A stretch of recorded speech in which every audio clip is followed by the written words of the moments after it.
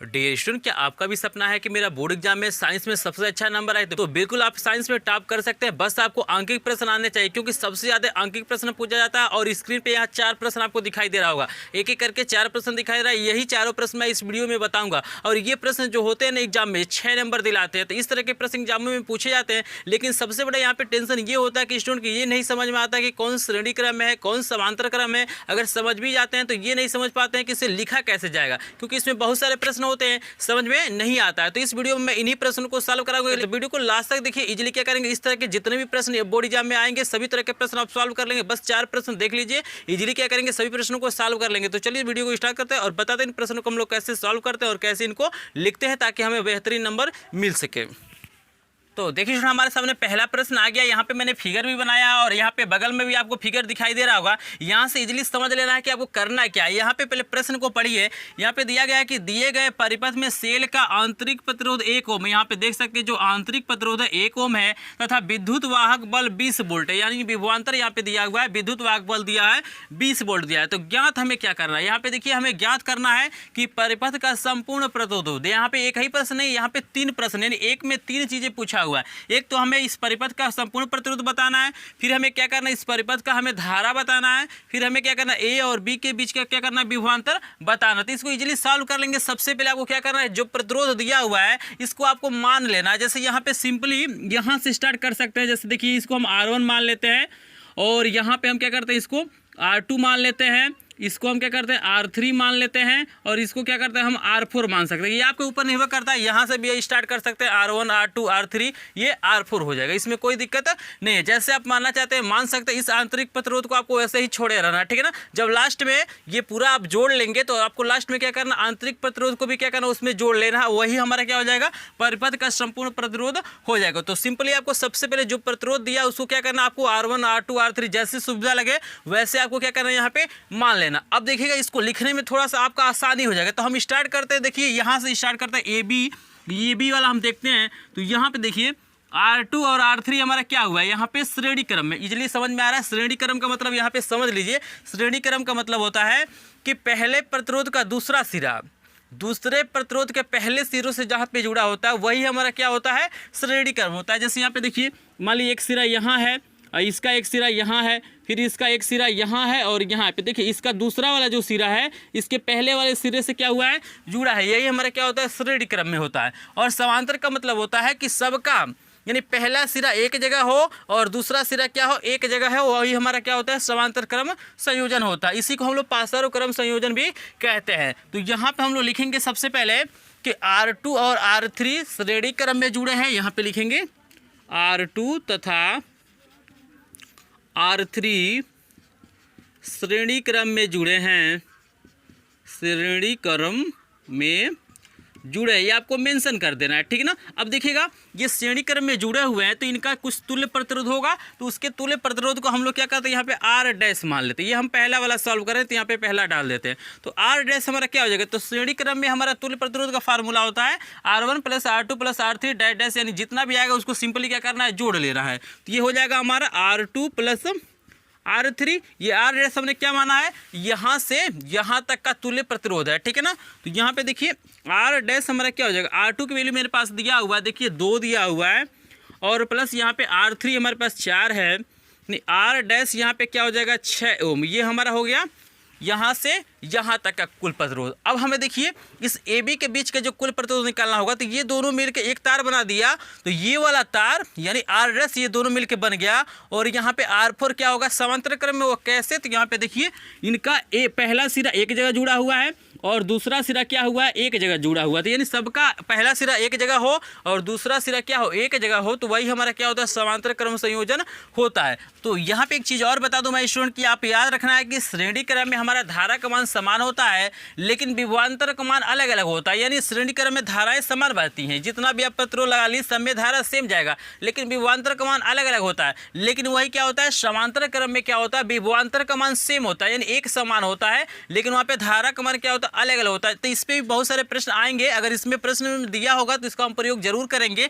तो यहाँ पे देखिए आप समझ चुके हैं कि R डैश हमारा 6 ओम आ गया। अब हम लिखेंगे कि R डैश और R4 समांतर क्रम में जुड़े हैं। तो यहाँ पे लिखेंगे R डैश तथा R4 समांतर क्रम में जुड़े हैं, समांतर क्रम में जुड़े हैं। सिंपली आपको लिख लेना है कि भाई किस क्रम में है उसको लिख लेंगे। और यही क्या करते हैं, जब आप नाम लिख देते हैं R1 R2 R3 मान लेते हैं तो इसको लिखने में क्या होता है, आसानी होता है। तो बिल्कुल ऐसे ही क्या करना, आपको मान के लिखना है। तो यहाँ पे देखिए, अब देखिएगा इनके बीच का जो तुल्य प्रतिरोध है उसको हम R डबल डैश मानते हैं। तो यहाँ हो जाएगा समांतर क्रम के लिए 1/R डबल डैश हमारा हो जाएगा 1/R डैश प्लस 1 हमारा क्या हो जाएगा R4, क्योंकि ये वाला प्रतिरोध मिलकर हमारा R डैश बना है और ये हमारा R4 है।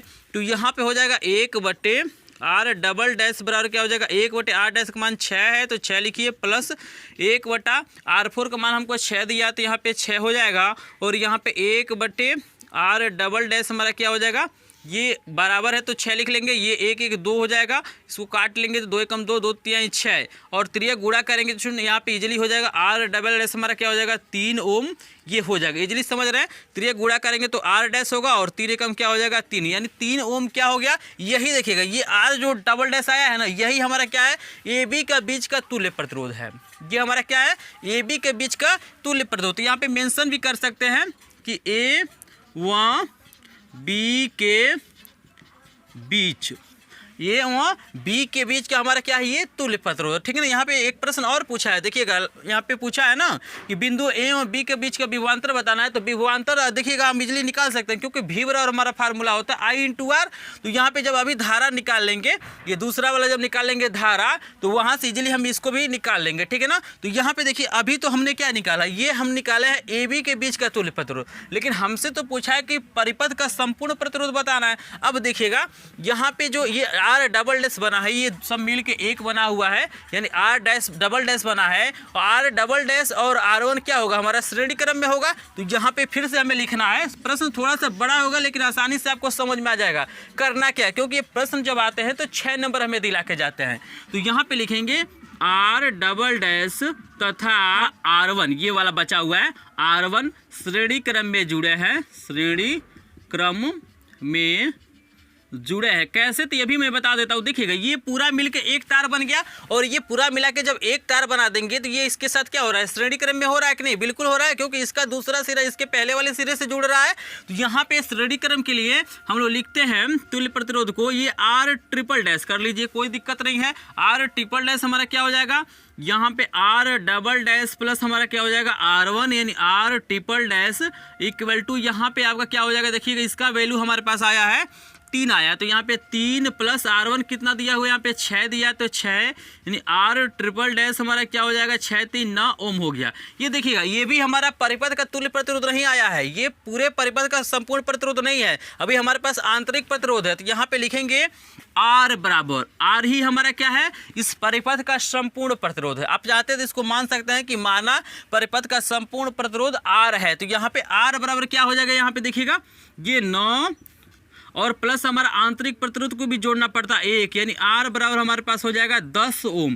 तो ये अभी हुआ है हमारे सामने पहले का आंसर। लेकिन आप जब परिपथ का संपूर्ण प्रतिरोध निकालेंगे स्टूडेंट, तो आपको कुछ नहीं करना, अभी देखेगा इसमें कुछ करना नहीं है, आइए आसानी से अभी बताएंगे। यहाँ पे A और B के बीच का विभवांतर आसानी से निकलेगा, बस हमें थोड़ा सा मेहनत करना पड़ता है। तो किसमें करना पड़ता है, जितने भी सवाल आपको नजर आएंगे इसमें 4 मैं प्रश्न कराऊंगा। अगर चारों प्रश्न में परिपथ का संपूर्ण प्रतिरोध निकाल लेते तो इसमें कोई दिक्कत नहीं होगी। इसमें बहुत सारे प्रश्न देते हैं, एक प्रश्न में आपको 3-4 प्रश्न देखने के लिए मिलेंगे। जैसे यहाँ पे देखिए एक ही प्रश्न है, लेकिन यहाँ पे 3 चीजें निकालना है, तो हम पहला वाला निकाल लिए हैं। तो अब देखिएगा दूसरा वाला कितना आसानी से निकलेगा, यहाँ पे बस आप देखते रहिए। यहाँ पे हमसे पूछ रहे हैं परिपथ की धारा बताना है, I बताना। तो यहाँ पे देखिएगा I बराबर हमारा फार्मूला होता है V/R, आपको पता होना चाहिए I बराबर क्या होता है V/R। तो यहाँ पे देखिएगा I V कितना दिया है, यहाँ पे देखिएगा पूरे परिपथ का 20 वोल्ट है, तो 20 R का मान आया है 10, इसको भाग करेंगे तो कितना हो जाएगा 2 एम्पियर। देख रहे हैं कितना आसानी से आंसर निकल गया। कुछ नहीं करना है भाई, हमारे पास इस पूरे परिपथ का वोल्टेज हमको पता है कि 20 वोल्ट यहाँ पे है, तो यहाँ पे V का वैल्यू 20 लिख लिए हैं। पूरे परिपथ का संपूर्ण प्रतिरोध हम निकाल ही लिए हैं, यहाँ पे 10 है तो 10 लिख लिए हैं। फार्मूला है भाग कर दिए यहाँ पे, तो 10 से ये 20 क्या हुआ है, 2 बार में कट गया, तो 2 एम्पियर हमारा क्या हो गया, आंसर हो जाएगा। अब देखिएगा तीसरा वाला, देखिएगा और आसानी से सॉल्व होगा। तीसरा वाला क्या है, तो हमें बताना ए और बी के बीच का विभवांतर बताना है। तो देखिएगा V बराबर फार्मूला होता है हमारा I इंटू आर, लेकिन यहाँ पे देखिएगा ऑलरेडी हमने ये परिपथ के पूरे परिपथ को V माना है, तो इसको हम V डैश कर लेते हैं, V1 कर सकते हैं, कुछ भी यहाँ पे दिक्कत नहीं है। आप चाहे तो VAB कर सकते हैं कि AB के बीच का विभवांतर। यहाँ पे मानने के ऊपर है कि आप क्या मानते हैं। यहाँ पे I जो है I तो सेम रहेगा, यहाँ पे जो धारा है वही रहेगा। यहाँ पे R जो है ना, तो AB के बीच का देखिएगा तुल्य प्रतिरोध कितना है, ये R डबल डैश है, ये कितना है R डबल डैश। यहाँ पे कर दीजिए V डैश बराबर हो जाएगा, I का मान हमारे पास 2 आया है, R डबल डैश का मान हमारे पास कितना है 3 है, तो यहाँ पे 3 भरिए, V डैश हमारा क्या हो जाएगा 6 वोल्ट, तो यही क्या हो जाएगा आंसर हो जाएगा। इससे इजीली क्या कर सकते हैं, मान के ऐसे प्रश्नों को आप सॉल्व कर सकते हैं। देखने में ये प्रश्न बहुत बड़े लगते हैं कि कैसे ये प्रश्न सॉल्व होगा, लेकिन इसको आसानी से सॉल्व कर आगे जैसे जैसे मैं प्रश्न कराता जाऊंगा आपको और यहाँ पे सहज ये प्रश्न लगने लगे। तो वीडियो को लास्ट तक जरूर देखिएगा, और ये तरीका अगर पसंद आया तो वीडियो को एक बार लाइक कीजिएगा, चैनल पर नए चैनल को सब्सक्राइब भी कीजिएगा। और मैंने क्या किया है, इंपॉर्टेंट क्वेश्चन की सीरीज बनाया है, तो उसको लिंक आपको डिस्क्रिप्शन में मिलेगा, वहाँ से जाइए। जितने भी इंपॉर्टेंट प्रश्न है जो एग्जाम में पूछे जाते हैं, यानी एग्जाम में आने का जो चांस है, सभी प्रकार के प्रश्न मैंने क्या किया वहाँ पे विज्ञान और गणित के सभी प्रश्न यहाँ पे अपलोड कर दिया है, तो उसको जरूर देखिएगा। और चलिए हम देखते हैं दूसरा नंबर प्रश्न का फिगर यहाँ पे स्क्रीन पे आपको नजर आ गया है कि इसको भी हम आसानी से सॉल्व कर सकते हैं। तो चलिए देखते हैं इसको हम लोग कैसे सॉल्व करते हैं। तो देखिए हमारे सामने प्रश्न नंबर 2 भी आ गया है। यहाँ पे इसका फिगर बहुत छोटा दिखाई दे रहा है, लेकिन यहाँ पे देखिए कितने प्रश्न पूछे गए, 1 2 3 4 प्रश्न, यानी एक प्रश्न में 4 प्रश्न, इसीलिए तो मिलता है 6 नंबर। यानी ऐसे प्रश्न आते हैं तो आपको 6 नंबर दिला के जाते हैं, और ये प्रश्न काफी इंपॉर्टेंट होते हैं, बोर्ड एग्जाम में देखने के लिए मिल ही जाते हैं। तो यहाँ पे इसको इजीली सॉल्व कर लेंगे। सबसे पहले यहाँ पे जो प्रतिरोध दिया उसको हम लोग क्या करते हैं, मान लेते हैं। जैसे यहाँ से चलिए स्टार्ट करते हैं, यहाँ से हम क्या करते हैं, अगर स्टार्ट करें तो ये R1 हो जाएगा, ये R2 हो जाएगा, ये R3 हो जाएगा, ये हमारा R4 हो जाएगा, और ये हमारा क्या हो जाएगा R5 हो जाएगा। आप कहीं से भी स्टार्ट कर सकते हैं, ये कोई जरूरी नहीं है कि आप यहीं से स्टार्ट करें, आपके मानने के ऊपर निर्भर करता है। आप किसको R1 मानते हैं, किसको R2 मानते हैं और किसको R3 मानते हैं। तो इजीली ये समझ सकते हैं ये हमारा क्या है R5 है, इसको इजीली देख लेना है, ये हमारा R5 है। यानी जी यहाँ पे 5 प्रतिरोध दिए थे, पांचों प्रतिरोध तो हमने R1 R2 R3 और R4 और R5 यहाँ पे मान। इसको मानने से ये फायदा होता है कि लिखने में हमें आसानी होता है। यहाँ पे अब देखना हमें कि कौन सा प्रतिरोध किस क्रम में जुड़ा हुआ है, क्योंकि हमारा जो पहला प्रश्न है ये पूछ रहा है कि ए और बी के मध्य प्रतिरोध बताना है, यानी प्रतिरोध का मतलब तुल्य प्रतिरोध यहाँ पे क्या करना है, बताना है। यहाँ पे देखिए ए और बी आपको दिखाई दे रहा है ना, तो यही क्या है, यहाँ से यहाँ तक बताना है कि कितने ओम का प्रतिरोध यहाँ पे काम कर रहा है, यानी संपूर्ण प्रतिरोध को बताना। तो यहाँ पे देखिए सबसे पहले ये तार और ये तार, यानी 4 ओम का प्रतिरोध और 2 ओम का प्रतिरोध क्या हुआ है, श्रेणी क्रम में जुड़ा हुआ है। फिर यहाँ जब नीचे आएंगे तो ये 2 ओम और 1 ओम का प्रतिरोध क्या हुआ है, श्रेणी क्रम में जुड़ा हुआ है। तो ये और ये तो श्रेणी क्रम में जुड़े हुए हैं। फिर जब क्या होगा, इनको जोड़ लेंगे तो एक तार ये बन जाएगा, और इनको जोड़ेंगे तो एक तार ये बन जाएगा, तो फिर ये दोनों क्या हो जाएंगे, समांतर क्रम में हो जाएंगे। इजीली इसको हम लोग समझ सकते हैं। यहाँ पे सबसे पहले लिखेंगे, यहाँ पे लिखा जाएगा, जैसे 1 नंबर यहाँ पे इजीली हम लिख लेंगे और लिखेंगे। यहाँ पे देखिए स्टार्ट करते हैं हम, यहाँ से लिखेंगे R1 और R2, यहाँ पे लिखा जाएगा R1 तथा R2 श्रेणी क्रम में जुड़े हैं, श्रेणी क्रम में जुड़े हैं। अभी प्रश्नों को जब सॉल्व करेंगे तो आसानी से प्रश्न समझ में आ जाएगा। बहुत मजा आता है इन प्रश्नों को सॉल्व करने में, यदि प्रश्न आपको समझ में आ जाते हैं। तो यहाँ पे आपको समझ में आ रहा है कि ये दोनों क्या हुए हैं, श्रेणी क्रम में जुड़े हुए हैं। अब हमने यहाँ पे लिख लिया। अब देखिएगा इनकी जो तुल्य प्रतिरोध होगा, यानी यहाँ पे जो तुल्य प्रतिरोध उसको हम लोग R डैश मान लेते हैं। तो यहाँ पे लिखेंगे R डैश बराबर R1 प्लस क्या हो जाएगा, ये R2, यानी R डैश बराबर यहाँ पे हो जाएगा, R1 का मान हमारे पास 4 है और R2 का मान हमारे पास क्या है, 2 है। तो यहाँ पे हो गया 4 + 2, यानी R डैश हमारा क्या हो जाएगा, 6 ओम। तो ये हमारा क्या निकल गया, R1 + R2 को जोड़ के हमने R डैश निकाल दिया 6 ओम। अब यहाँ पे देखिएगा ये 6 ओम हो गया। उसी प्रकार आप क्या कीजिए, ये लिख लीजिए कि R3 और R4 क्या है, श्रेणी क्रम में जुड़े हैं। तो लिखेंगे पुनः R3 तथा R4 श्रेणी क्रम में जुड़े हैं, श्रेणी क्रम में जुड़े हैं। तो इनके तुल्य प्रतिरोध को आपको क्या करना, R डबल डैश मान लेना। ये आपके ऊपर निर्भर करता है कि R डैश मानते हैं, R1 मानते हैं, R डबल डैश मानते हैं, ट्रिपल डैश मानते हैं, इसमें कोई दिक्कत नहीं, जैसे आप चाहें यहाँ पे मान सकते हैं, लेकिन क्या होना चाहिए, सब अलग अलग होना चाहिए। यहाँ पे देखिए R डबल डैश क्या हो जाएगा, यहाँ पे R3 प्लस R4 यानी R3 प्लस यहाँ पे हो जाएगा R4। श्रेणी क्रम के लिए यही फार्मूला होता है। R3 का मान हमारे पास 1 दिया हुआ है और R4 का मान हमारे पास 2 है, और इसको हम जोड़ेंगे तो ये सिंपली कितना हो जाएगा, 3 ओम हो गया। आपको इजीली समझ में आ रहा है ये प्रश्न, यहाँ तक तो कोई दिक्कत नहीं है। अब देखिएगा, इसको जोड़ के हमने R डैश बनाया तो ये एक तार बन जाएगा, और इसको जोड़ के हमने R डबल डैश बनाया तो ये एक तार बन जाएगा। फिर ये दोनों तार हमारे क्या हो जाएंगे, समांतर क्रम में हो जाएगा। इजीली आपको पता है, जैसे यहाँ पे देखिए इसका दूसरा सिरा इसके पहले सिरे से जुड़ा हुआ तो ये श्रेणी क्रम में है। उसी यहाँ पे इसी प्रकार देखिए इसका दूसरा सिरा इसके पहले वाले से जुड़ा है तो श्रेणी में है। और यहाँ पे देखिए इनका जो है ना, फिर इसको जब बनाया तो पहला सिरा एक जगह है और दूसरा सिरा क्या एक जगह, तो ये हमारे क्या हो जाएंगे, समांतर क्रम में। तो यहाँ पे चलिए इसको हम लोग सॉल्व करते हैं। तो यहाँ पे हम लिखेंगे R डैश तथा R डबल डैश समांतर क्रम में जुड़े हैं, समांतर क्रम में जुड़े हैं, क्रम में जुड़े हैं। आपको पता है कि R डैश क्या है, इन दोनों को जोड़ के यानी R1 प्लस R2 से जो हमने बनाया R डैश है, और यहाँ पे R4 और R3 के जोड़े हैं तो R डबल डैश हुआ। ये हमारा समांतर क्रम है। यहाँ पे देखिए हमसे ये प्रश्न पूछा जा रहा है कि AB के मध्य का तुल्य प्रतिरोध बताना है। तो यहाँ पे जो हम R की वैल्यू निकालेंगे यानी तुल्य प्रतिरोध जो निकालेंगे इनको जोड़ के, तो वो हमारा क्या होगा, AB के बीच का तुल्य प्रतिरोध होगा। तो इसको आप लोग मान सकते हैं, जैसे यहाँ पे मान लेते हैं आर ए बी का मतलब क्या हो गया, ए बी के बीच का तुल्य प्रतिरोध। यहाँ पे लिखेंगे बराबर 1/r डैश प्लस क्या हो जाएगा 1/r डबल डैश। आपके मानने के ऊपर है, आर ए बी भी मान सकते हैं, आर बी मान सकते हैं, आर ट्रिपल डैश भी मान सकते हैं, लेकिन आपको मेंशन कर देना पड़ेगा कि ए क्या है, ए बी के बीच का तुल्य प्रतिरोध है। बगल में आपको ब्रैकेट में क्या करना है, लिख लेना। नहीं तो यहाँ पे लिख दे आर ए बी का, इसका मतलब हो गया कि ए बी के बीच का तुल्य प्रतिरोध। यहाँ पे देखिए 1/r ए बी बराबर 1/r डैश की वैल्यू कितना है, तो ये देखिए 6 ओम है, तो यहाँ पे 6 लिखिए, प्लस 1/r डबल डैश का मान कितना है 3 ओम है, तो यहाँ पे हम क्या लिखेंगे 3 ओम लेंगे। और यहाँ पे 1/r ए बी बराबर हमारा यहाँ पे लसा हमारा 6 हो जाएगा, और यहाँ पे 1 प्लस यहाँ पे 2 हो जाएगा, यानी 1/r ए बी बराबर यहाँ पे क्या हो जाएगा, ये 3/6, इसको काटेंगे 3 कम 3 3 दूना 6, और 3 गुणा करेंगे तो ये हमारा आर ए बी तो रहेगा ही, और 2 कम क्या हो जाएगा 2, यानी ए बी के जो मध्य का तुल्य प्रतिरोध है हमारा कितना हो जाएगा 2 ओम हो जाएगा। तो यही हमारा हो गया पहले का आंसर। अभी देखिए इसमें 3 प्रश्न और हैं। अगर आप लोग क्या करते हैं, अगर परिपथ का तुल्य प्रतिरोध निकाल लेते हैं ना, तो आपको आसानी से प्रश्न सॉल्व हो जाता है। यहाँ पे देखिए अभी हमने जो प्रतिरोध निकाला है सिर्फ निकाला ए बी के बीच का तुल्य प्रतिरोध। अगर इसमें पूरे परिपथ का निकालना हो तो हम क्या करेंगे, बस इसमें क्या करेंगे यानी 2 ओम में क्या करेंगे, इस 3 ओम को जोड़ देंगे। यहाँ पे देखिएगा ये पूरा हमारा क्या हो गया, एक तार बन गया। तो ये वाला यानी आर ए बी जो होगा R5 के साथ क्या होगा, श्रेणी क्रम में होगा।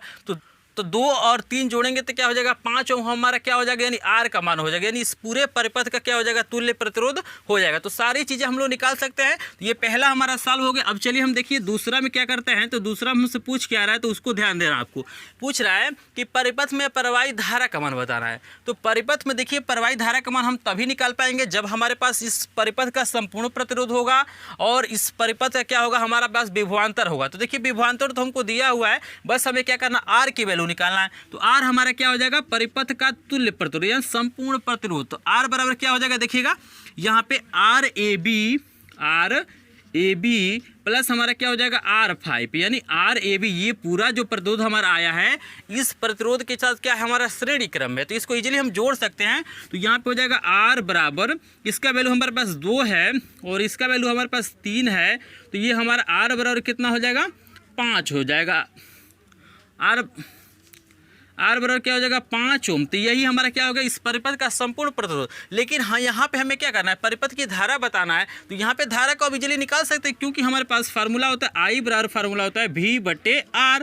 तो यहाँ पे देखिएगा आई बराबर क्या हो जाएगा, V की वैल्यू मेरे पास 10 है तो यहाँ पे 10 रखेंगे, बटे यहाँ पे आर की वैल्यू 5 है तो 5 रखेंगे, यहाँ पे काटेंगे तो हमारा हो जाएगा 2 एम्पियर। तो यही क्या हो जाएगा, दूसरे के आंसर, यानी पूरे परिपथ की जो धारा है 2 एम्पियर यहाँ पे बहेगी। आगे देखिए हमें तीसरा नंबर प्रश्न और चौथा नंबर भी सॉल्व करना है। तो चलिए इसको भी हम देखते हैं कैसे सॉल्व करते हैं। तो यहाँ पे चलिए तीसरा वाला भी यही बगल में सॉल्व कर लेते हैं। तो यहाँ पे देखिए क्या पूछ रहा है, यहाँ पे पूछा रहा है ए व बी के बीच का विभवांतर बताना, ए व बी के बीच का विभवांतर। तो अगर हमको ये पता चल जाए कि यहाँ ए व बी के बीच कितना धारा जा रहा है और ये पता चल जाए कि इसका जो तुल्य प्रतिरोध कितना है, तो ये सारी चीज़ें हमने निकाला है। यहाँ पे देखिए धारा तो सेम ही होगा, यानी यहाँ पे तीसरा के लिए आई का मान तो वही रहेगा। आई हमारा कितना आया है 2 एम्पियर, तो यहाँ पे 2 ही एम्पियर रहेगा। यहाँ पे तुल्य प्रतिरोध में निकाला गया है, यहाँ पे देखिए आर ए बी यही है हमारा ए बी के बीच का तुल्य प्रतिरोध। आर ए बी हमको दिया हुआ है ये 2 ओम।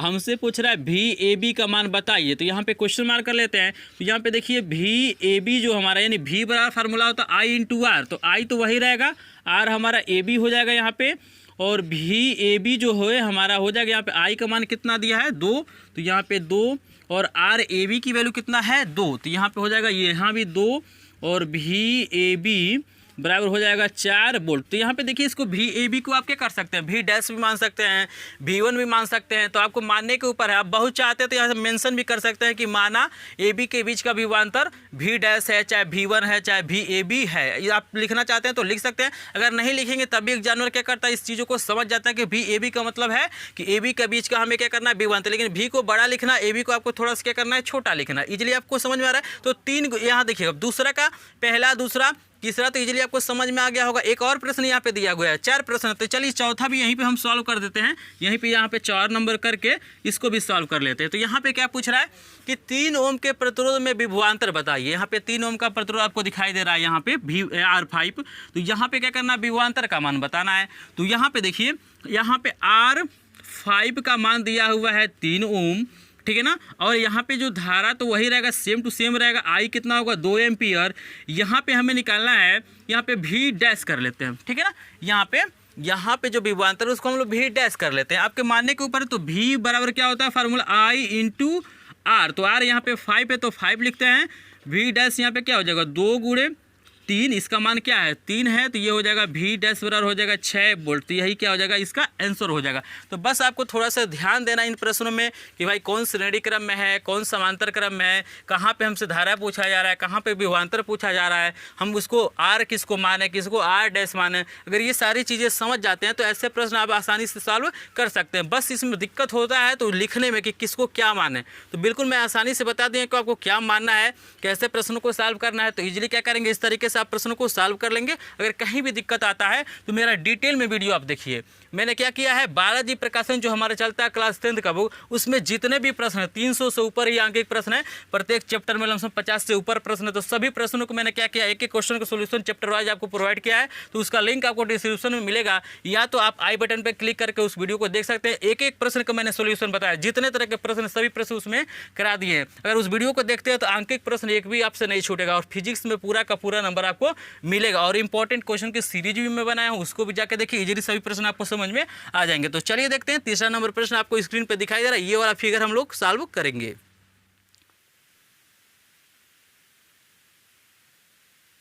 देखिए स्टूडेंट, हमारे सामने प्रश्न नंबर 3 भी आ गया है। इसको हम इजीली सॉल्व कर सकते हैं, इसमें कुछ नहीं करना है। सबसे पहले यहाँ पे आपको क्या करना पड़ेगा, ये देखिए यहाँ पे सबसे पहले आपको मानना पड़ेगा। जैसे यहाँ देखिए, इसको लिख देना R1, इसको लिख देना आपको R2, इसको R3 लिखना है, इसको R4, और यहाँ पे देख सकते हैं इजीली हमारा क्या हो जाएगा, इसको मान लिया गया है।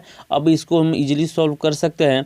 यहाँ पे देखिए सुनिए, यहाँ पे ये तीनों प्रतिरोध जो दिखाई दे रहा है R2, R3 और R4 हमारा क्या है, समांतर क्रम है। देखिए इस परिपथ का हम तुल्य प्रतिरोध इजीली निकाल सकते हैं, ये तीनों समांतर क्रम है, और इसके साथ ये वाला R1 हमारा श्रेणी क्रम में जुड़ा हुआ है। तो इजीली इसको हम लोग सॉल्व कर सकते हैं। देखिए कैसे करना, तो हम लोग लिखेंगे R2, R3 और R4 समांतर क्रम में जुड़े हैं। यहाँ पे देख सकते हैं ये लिखा जाएगा समांतर क्रम में जुड़े हैं। तो इसको आपको क्या करना है, सिंपली लिख लेना, इसमें कुछ नहीं करना है स्टूडेंट। यहाँ पे अब देखिए समांतर क्रम में जुड़ा हुआ, इसको लिख लेना है।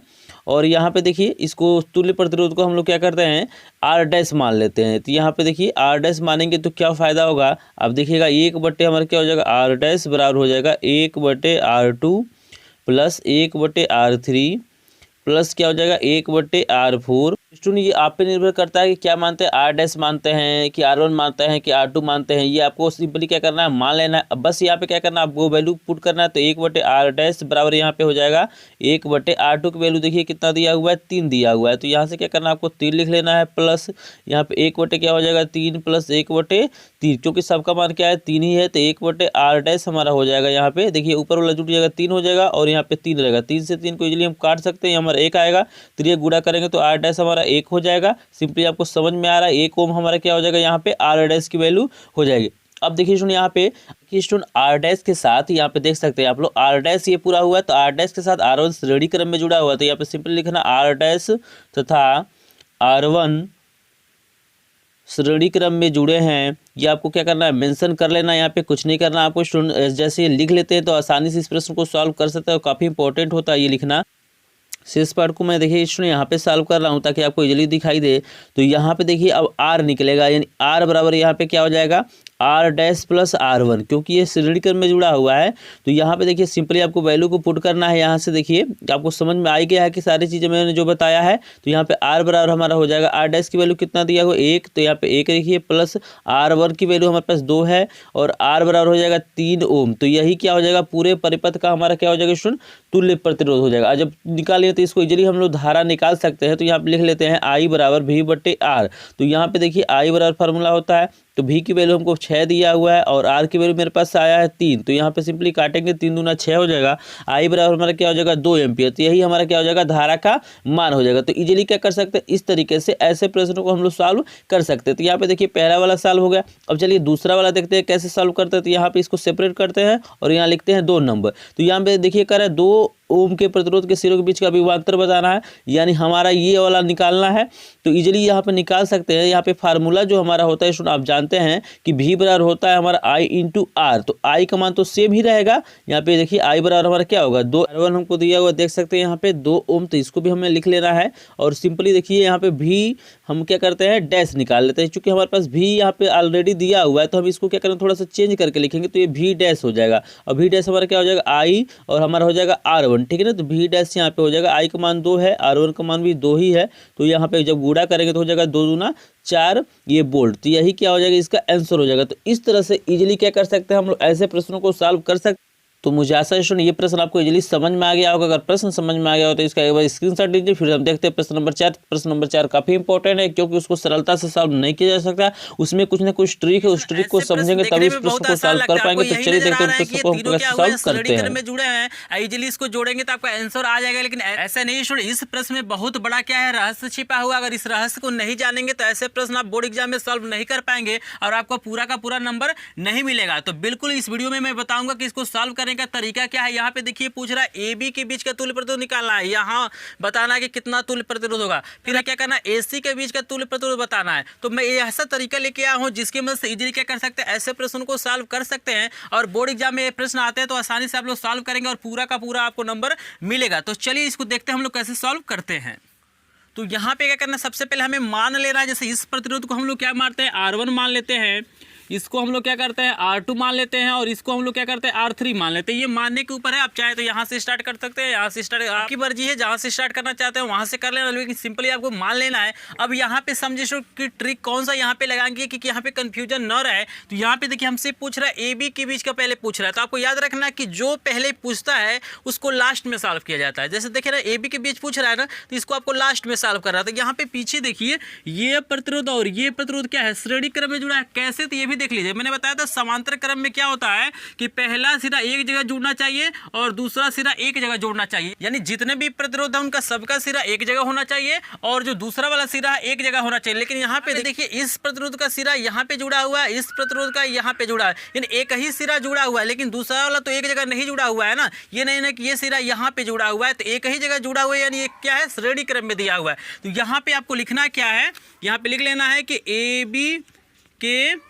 बीच, आप किसके बीच निकालना है, AB के बीच, ठीक है ना। इसको लिख लेना है और लिखना है कि R2 तथा R3 श्रेणी क्रम में जुड़े हैं, श्रेणी क्रम में जुड़े हैं। सिंपली मैं आपको बता दिया, यहाँ पे कोई कंफ्यूजन की बात नहीं है। तो यहाँ पे इनके बीच का जो तुल्य प्रतिरोध है उसको हम लोग आर डैश मानते हैं। ये देखिएगा ए बी के बीच का तुल्य प्रतिरोध नहीं है आर डैश, ये सिर्फ क्या निकल रहा है, ये और ये तार जोड़ के जो तुल्य प्रतिरोध निकाला जा रहा है। तो यहाँ पे श्रेणी क्रम में जुड़ा है तो आर डैश क्या हो जाएगा, R2 प्लस हमारा क्या हो जाएगा सुनिए यहाँ पे R3, यानी आर डैश हमारा क्या हो जाएगा, R2 का मान हमको दिया हुआ है 6, R3 का मान दिया हुआ है 6, यानी आर डैश हमारा क्या हो जाएगा, ये 12 ओम हो गया। अब देखिएगा ये दोनों मिलके एक तार बना दे रहे हैं, तो जैसे मान ली इन दोनों को जोड़ के एक तार बना दिया जाए तो सिंपली क्या हो जाएगा, ये पहला सिरा इसका और ये दूसरा सिरा एक जगह जुड़ रहा है, यानी ये पूरा क्या हो जाएगा, इसके साथ क्या हो जाएगा, समांतर क्रम में हो जाएगा। इजीली समझ रहे हैं, यानी यहाँ पे फिगर हमारा कुछ इस तरह से हो जाएगा, जैसे सिंपली आप समझ सकते हैं। ये देखिए पहला वाला हो गया, फिर ये हो जाएगा हमारा दूसरा वाला, ठीक है। सिंपली यहाँ पे क्या हो जाएगा, हमारा समांतर क्रम हो जाएगा। तो इजीली समझ रहे हैं, इन दोनों को जोड़ के एक तार बनाइए और इसके साथ ये क्या हो जाएंगे, समांतर क्रम, क्योंकि ये पहला वाला सिरा एक जगह जुड़ेगा और दूसरा वाला सिरा क्या होगा, एक जगह जुड़ेगा और हमारा हो जाएगा समांतर क्रम। तो यहाँ पे लिखेंगे कि आर डैश तथा R1 समांतर क्रम में है, चाहे क्रम में जुड़े हैं, बात क्या है हमारा वही होगा। तो सिंपली यहाँ पे लिख लेंगे जुड़े हैं। अब यहाँ पे देखिएगा, यहाँ पे जो प्रतिरोध निकाला जाएगा ना, यहाँ पे जो तुल्य प्रतिरोध आएगा वही हमारा क्या होगा, ए बी के बीच का तुल्य प्रतिरोध। तो यहाँ पे लिखेंगे 1/RAB। आप डबल डैश भी कर सकते हैं, यहाँ पे कोई दिक्कत नहीं है। बराबर हमारा हो जाएगा 1/R डैश प्लस 1/R1, यानी 1/RAB बराबर यहाँ पे देखिए 1/R डैश की वैल्यू हमारे पास 12 है, तो 12 लिखेंगे, प्लस 1/R1 की वैल्यू कितना दिया हुआ है, 3 दिया हुआ है, तो यहाँ पे 3 लिखेंगे। शेष पार्ट को मैं यहाँ पे सॉल्व करूँगा ताकि आपको इजीली दिखाई दे। तो यहाँ पे हो जाएगा 1/RAB बराबर एलसीएम यहाँ पे 12 होगा, यहाँ पे 1 हो जाएगा, ये 4 बारी में कटेगा तो 4 ऊपर आ जाएगा। भिन्न का सवाल आपको आता ही होगा, कोई दिक्कत यहाँ पे नहीं है। यहाँ पे देखिए 1/RAB बराबर हमारा क्या हो जाएगा, 4 1 5/12, और यहाँ पे जब तिरिया गुणा करेंगे तो यहाँ पे 5 इसके साथ आएगा, फिर से ये भाग हो जाएगा, यानी ये 1 में है और ये हमारा 5/12 है। तो यहाँ पे सीधा जब करेंगे तो ये भी हमारा उलट जाएगा, यानी RAB बराबर हमारा क्या हो जाएगा 12/5, और इसको जब सिंपली काटेंगे तो 5 दूना 10 हो जाएगा, 5 चौको 20, यानी 2.4 ओम ही क्या हो जाएगा, ये आंसर हो जाएगा। तो ये तो हमारा निकला है अभी ए बी के बीच का तुल्य प्रतिरोध। बिल्कुल इसी तरह से हम क्या कर लेंगे, ए सी के बीच का भी निकाल लेंगे। देखिए ए सी देख रहे हैं, तो ये हमारा R1 और R3 श्रेणी क्रम में होगा, फिर ये क्या हो जाएगा, समांतर क्रम में हो जाएगा। तो चलिए इसको भी हम लोग सॉल्व कर लेते हैं। तो इसको मैं यहाँ पे सॉल्व करता हूँ। तो यहाँ पे देखिए ए सी के बीच निकालना है ना, तो यहाँ पे ए सी को हमें क्या करना है, ये वाला छोड़ देना, इन दोनों को श्रेणी में लेना है, क्योंकि देखिए एक ही टर्मिनल यहाँ पे जुड़ रहा है।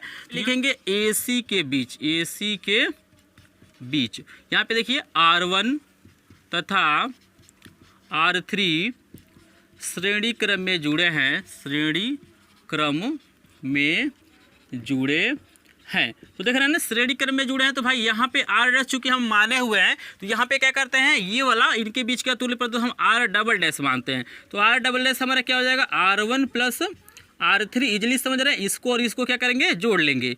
तो आर डबल डैश यहाँ पे क्या हो जाएगा, सुनिए यहाँ पे देखिए R1 की वैल्यू हमारे पास 3 है और R3 की वैल्यू 6 है, यानी आर डबल डैश हमारा क्या हो जाएगा, 6 3 9 ओम हो गया। अब देखिएगा यहाँ पे क्या हो जाएगा, इन दोनों को जब एक तार बना देंगे तो ये क्या हो जाएंगे, इसके साथ क्या हो जाएंगे, समांतर क्रम में हो जाएंगे। बिल्कुल वही तरीका है। तो यहाँ पे लिखेंगे R डैश तथा R2 समांतर क्रम में है। इसको फिगर बना के मैंने बताया ही था। तो AC के बीच के तुल्य प्रतिरोध को हम RAC मान लेते हैं। तो यहाँ पे हो जाएगा 1/RAC बराबर 1/R double dash plus 1/R2 हो जाएगा, यानी 1/RAC बराबर 1/R डबल डैश का मान कितना है, 9, और प्लस R2 की वैल्यू मेरे पास कितना दिया हुआ है, 6। तो यहाँ पे हो जाएगा 6।